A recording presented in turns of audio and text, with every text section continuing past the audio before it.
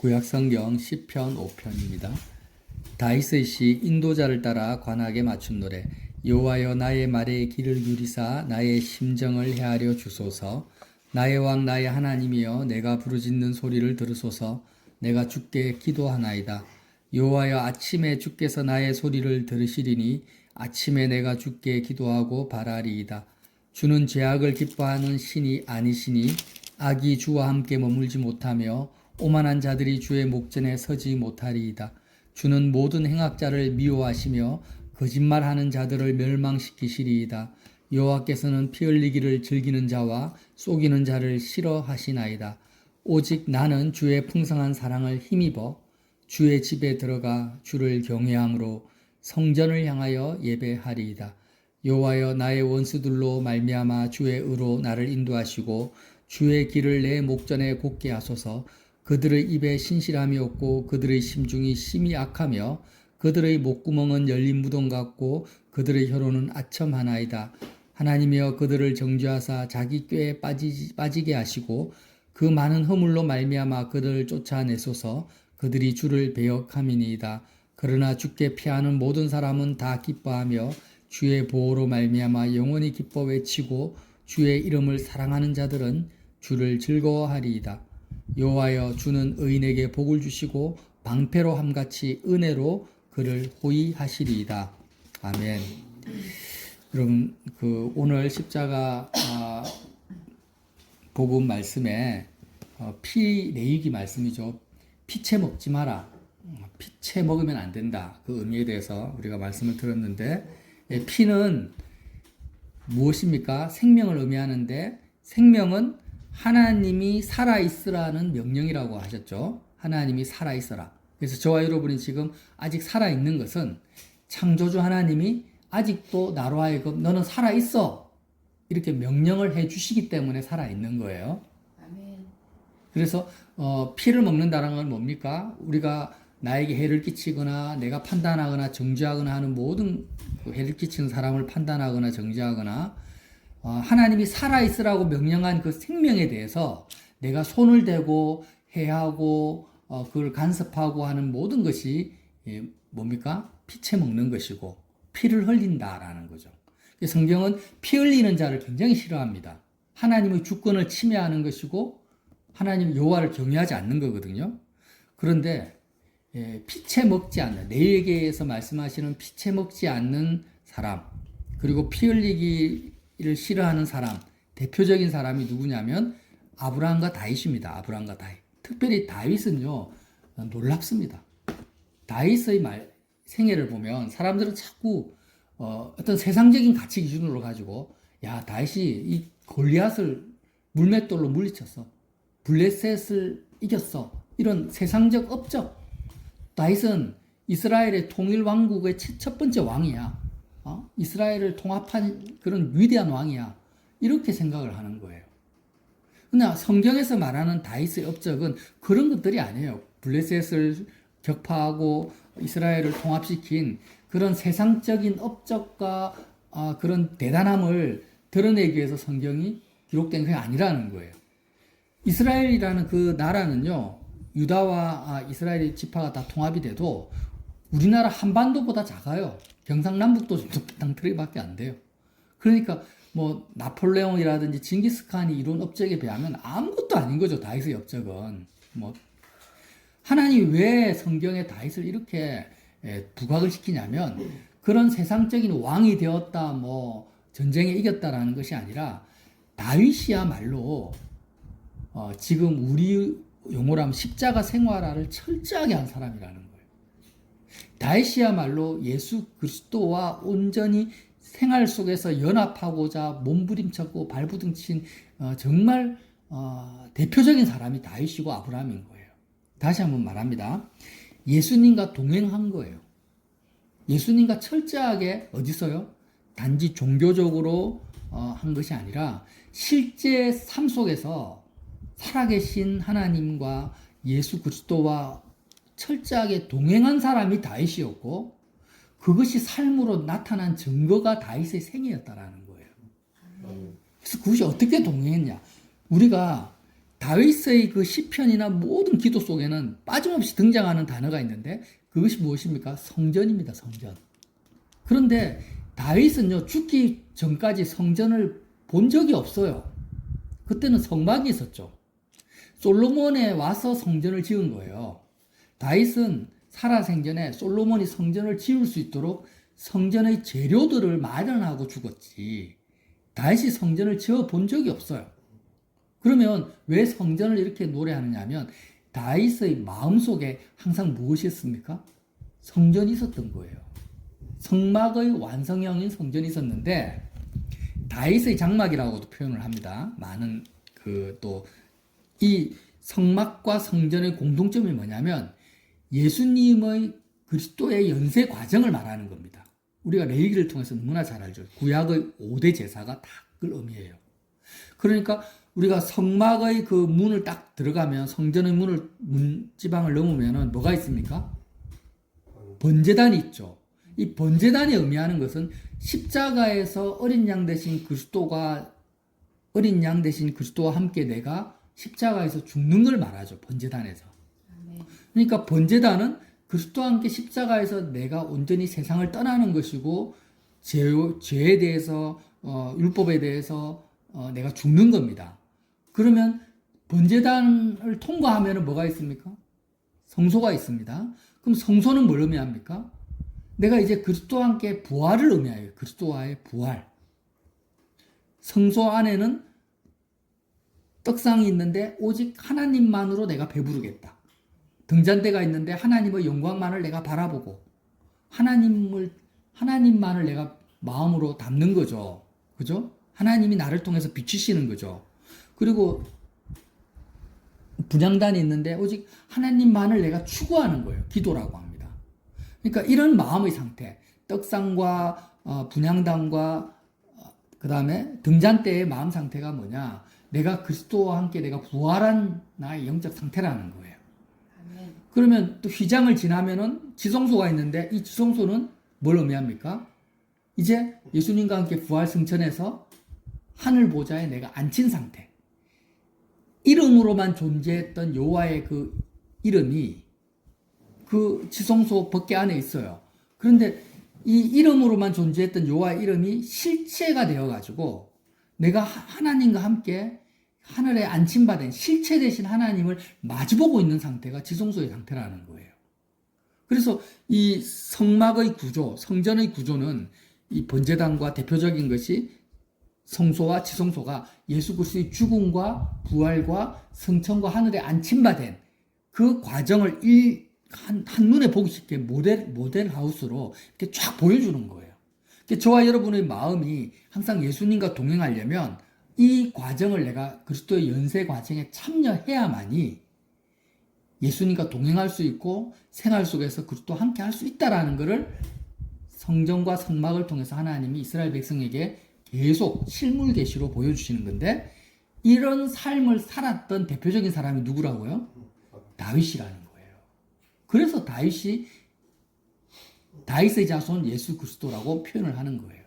왜? 다윗이야말로 그리스도의 연세 과정에 철저하게 생활 속에서 참여했기 때문에 그 대표적인 인물이기 때문에 다윗의 자손 그리스도 예수라고 표현을 하는 것입니다.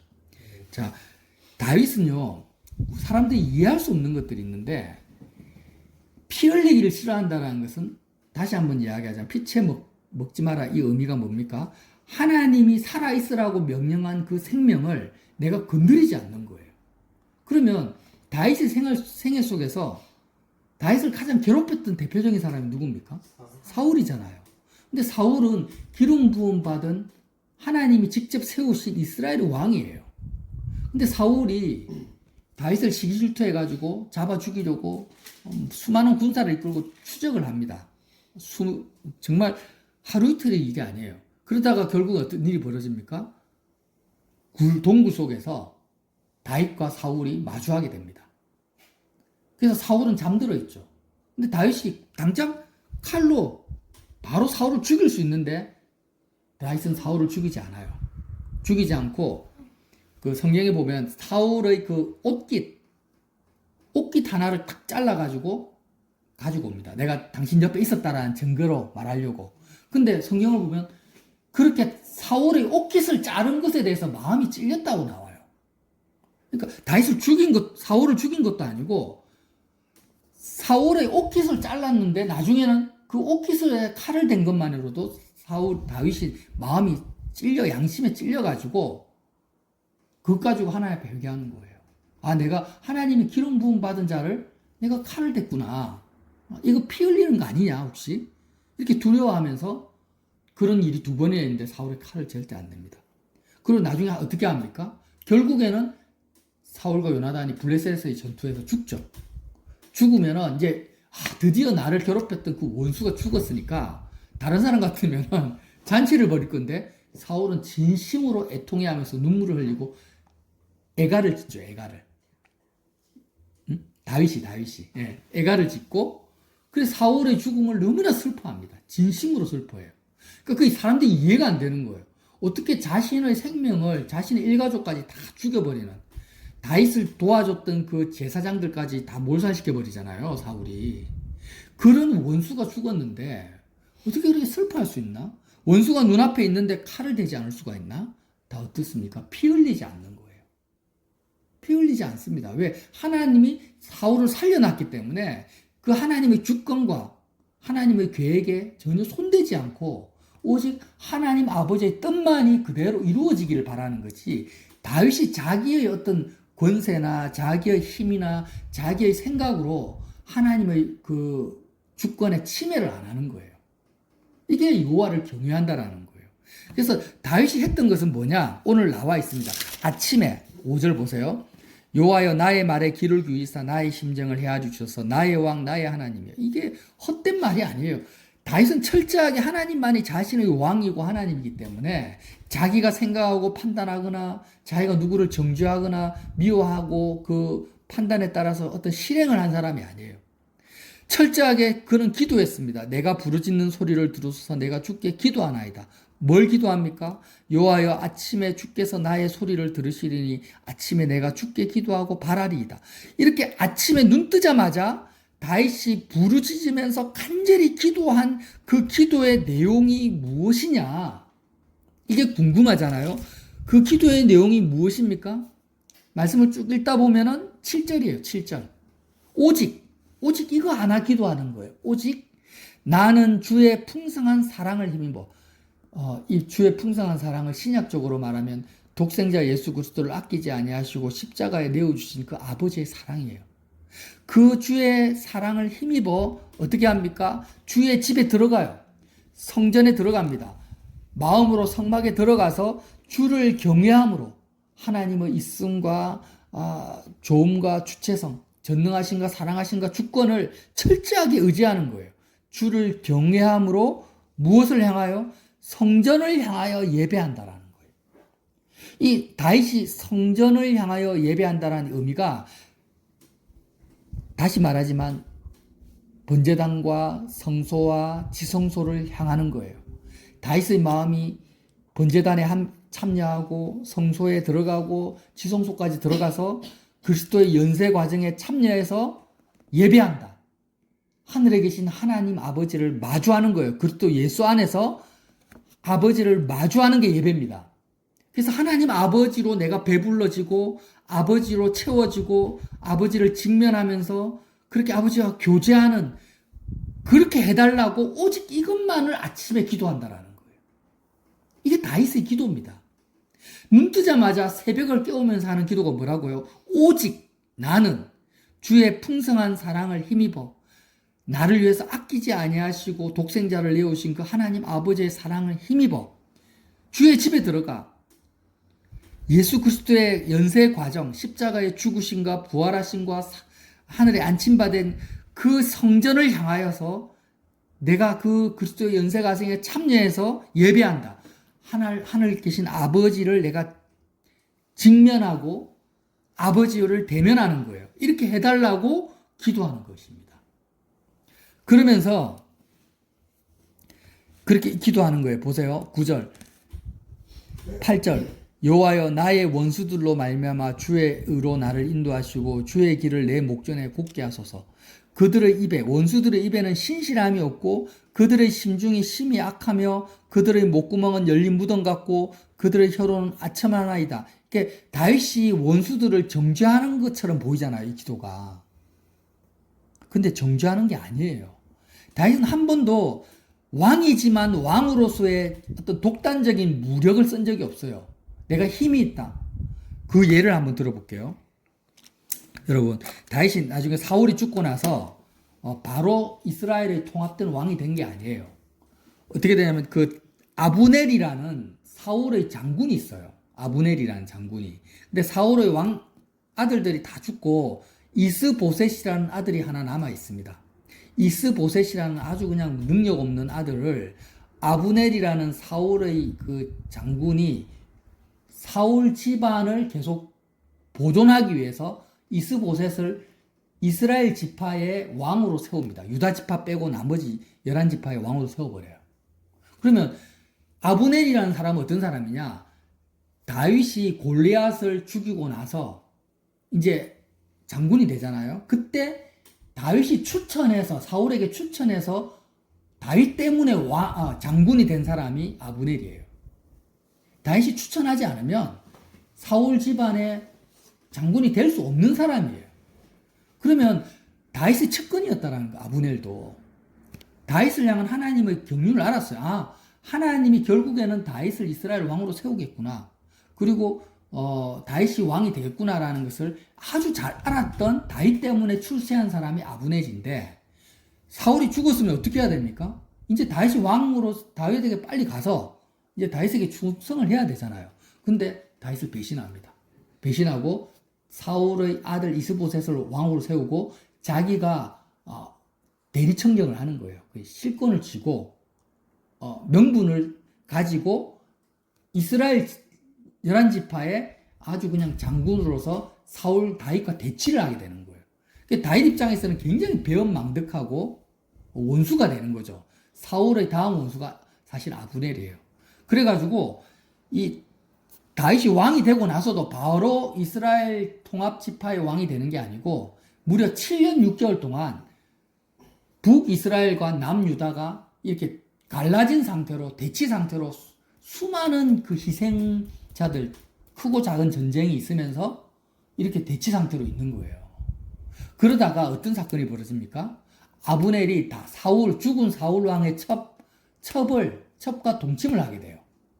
근데 이제 그때 시대로는 왕의 첩과 동침했다라는 것은 뭘 의미하냐면 내가 왕권의 계승자라는 것을 사람들 앞에 이렇게 나타내는 걸로 알거든요. 그래서 이전에 그 다윗의 아들 압살롬이 다윗의 후첩하고 동침을 하잖아요. 백주대낮에. 왜냐하면 나는 다윗의 왕권을 계승한 자다. 이걸 만방에 알리는 거예요. 그러니까 아브넬이 사울의 첩과 동침을 했기 때문에 이스보셋이 안 좋아하죠. 내가 왕인데 하면서 그때 이스보셋이 이제 아브넬을 책망을 해요. 근데 이스보셋의 책망하는 말에 이제 마음이 상한 거예요. 그래가지고 어떻게 되냐? 야, 이제 너 이제 난 나하고 안 맞아. 내가 다시 다윗한테 갈 거야 하고 이스보셋을 배신하고 사울왕한테 가가지고 다윗왕에서 가가지고 이제 내가 11지파를 고스란히 당신에게 넘겨주겠습니다. 나를 잘 봐주십시오 하려고 다윗의 진영으로 넘어온 거예요.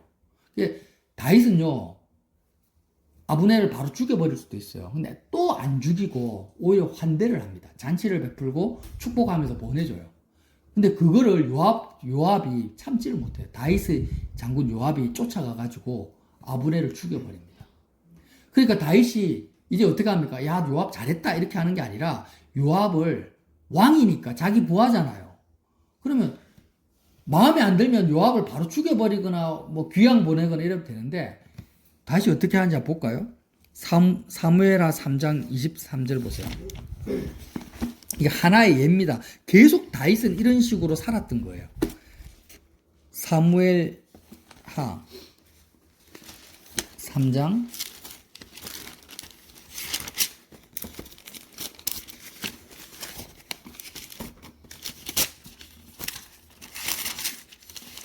25절에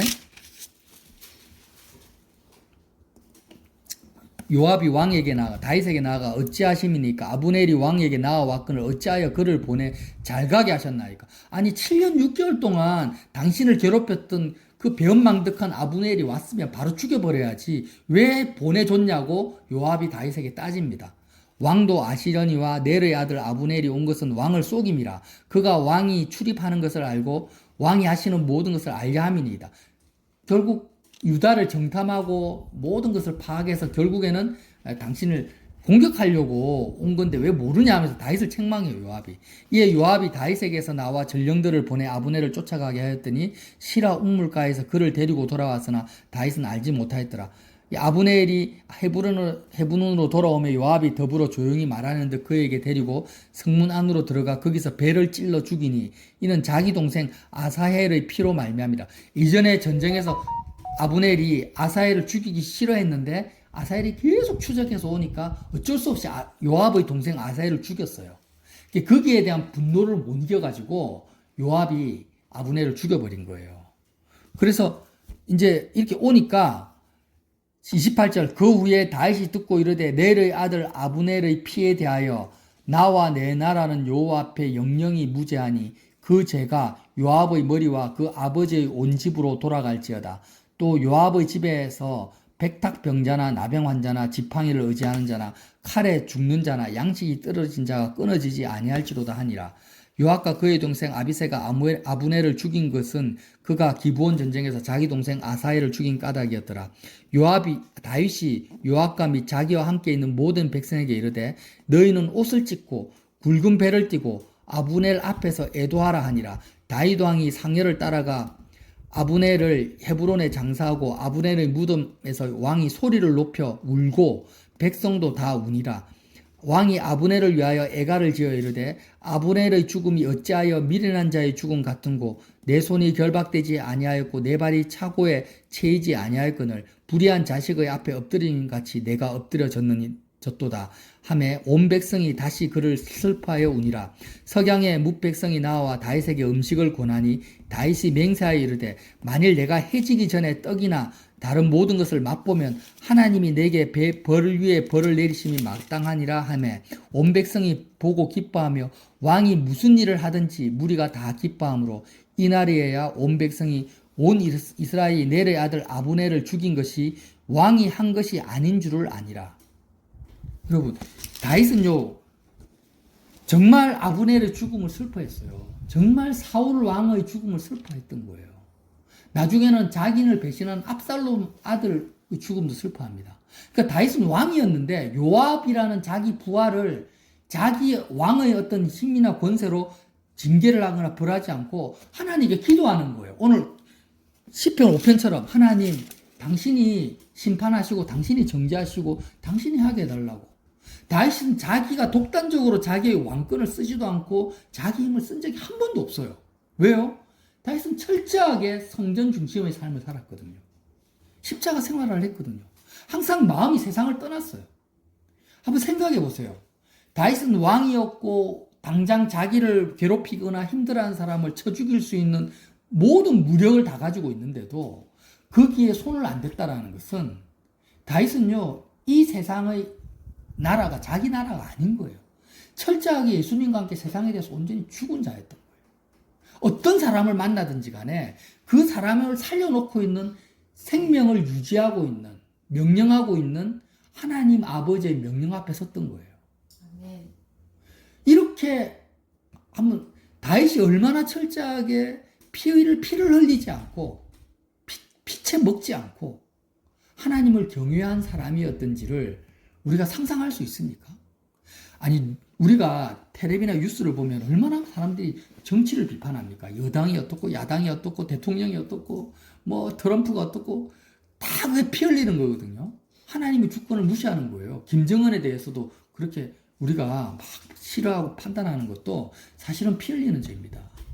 그래서 당장 내가 나와 직접적인 상관이 없는 그런 정치인에 대해서도 피를 흘리는데 하물며 10년 넘게 자기를 죽이려고 군대를 이끄는 그 사울 왕에 대해서 옷깃 하나 자르지 않고 7년 6개월 동안 왕을 인정하지 않고 그렇게 배역했던 아브넬 이전에 자신의 부하였던 그 아브넬을 자기가 직접 뭐 군대를 이끌고 이스라엘 쳐들어간다든지 뭐 죽이려고 하는 것도 아니고 오히려 그 원수들이 죽은 것에 대해서 슬퍼하고 애가를 지어서 노래를 부르고 하는 이런 다윗이 어떻게 이런 일이 가능하냐 도대체가. 어떻게 이렇게 살 수가 있냐. 이거는 다윗의 인격에서 나오는 게 아닌 거예요. 다윗이 뭐가 선하기 때문에 그가 인내심이 강하기 때문에 하는 것이 아니에요. 그건 정말 세상에 대해서 온전히 죽지 않으면 불가능한 일이에요. 아멘. 세상을 완전히 떠나요. 다윗이 왕이지만 왕으로서의 자기는 죽어버린 거예요. 이스라엘에 대해서 하나님 나라만을 생각하는 거예요. 정말 철저하게 십자가의 번제단에서 죽고 하나님만을 향해서 오직 아침 저녁으로 다 새벽을 깨우면서 하는 기도는 왕인 자기가 죽는 거예요. 이스라엘에는 소유의식이 없어요. 원수에 대한 그런 이해관계가 없어요.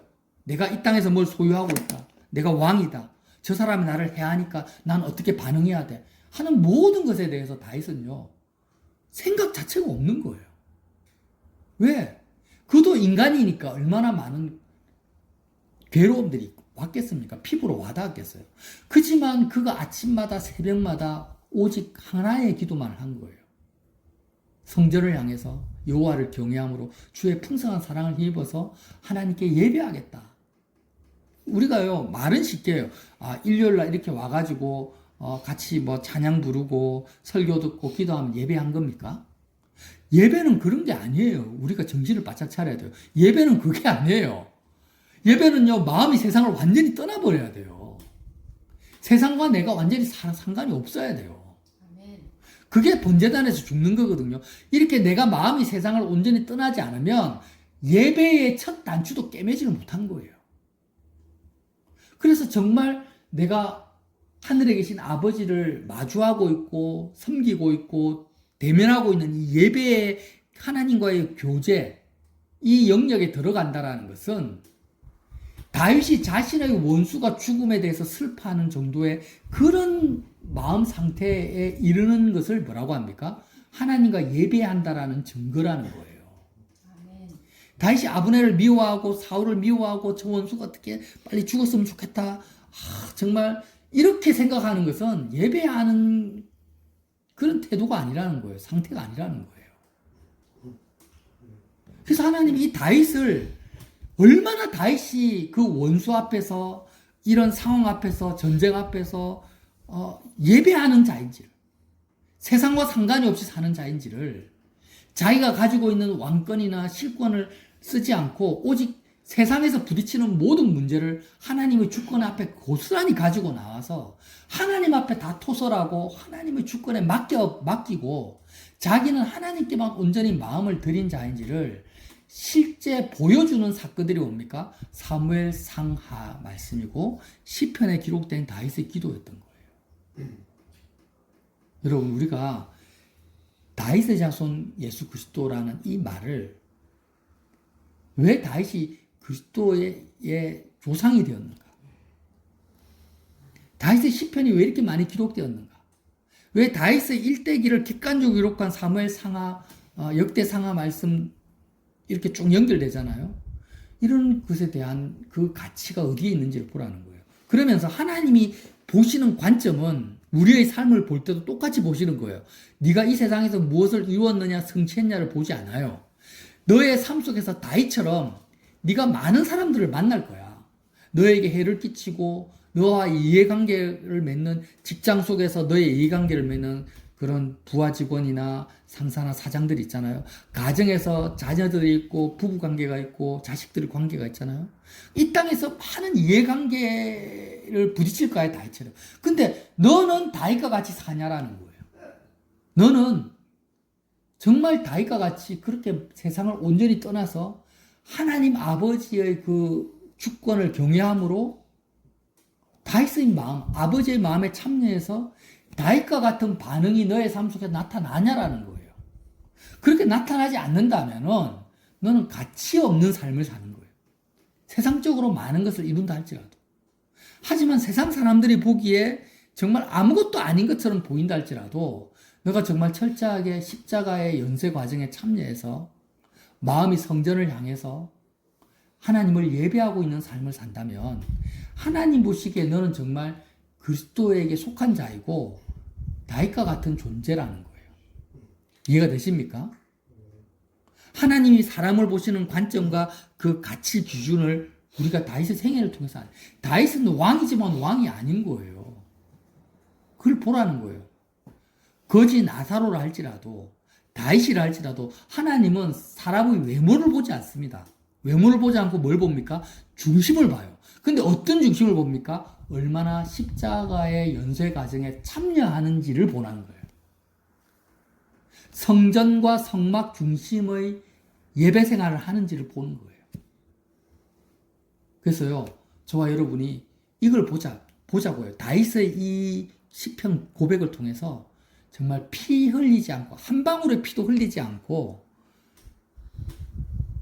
여호와를 경외하고, 하나님을 예배하는 그러한 다윗의 반열의 계열에 속하는 저와 여러분 되시기를 예수님 이름으로 빌어드립니다.